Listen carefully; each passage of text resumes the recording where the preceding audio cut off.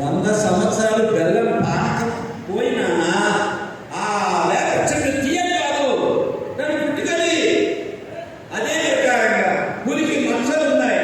ఆ మచ్చలు ఉండేటువంటి పులిని పాల సముద్రంలో 20 సంవత్సరాలు స్నానం చేయించిన మచ్చలు పోకడుక గుర్తుపెట్టుకో.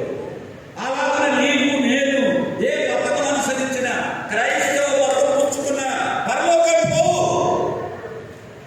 You man, you understand this fact. క్రైస్తవ మతము కూడా పాపాన్ని తీయలేదు.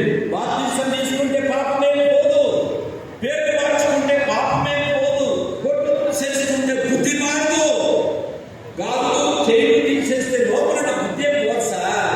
ఇవంతా వేషాలివి, ఇవంతా మతాలివి, ఇవంతా మతాలు.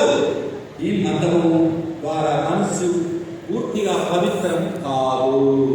అందుకన్నాడు ఏమన్నా, ఎలుకతో తెచ్చి ఏడాది ఉతికిన నలుపు నలుపేగా తెలుపు రాదు. ఈ పాపం పోదనానా, ఈ పాపం పోదు. ఈ పాపం పోకపోతే పరమాత్మతో సంబంధం లేదు. పరమాత్మతో సంబంధం లేకపోతే ఆత్మశాంతి లేదు.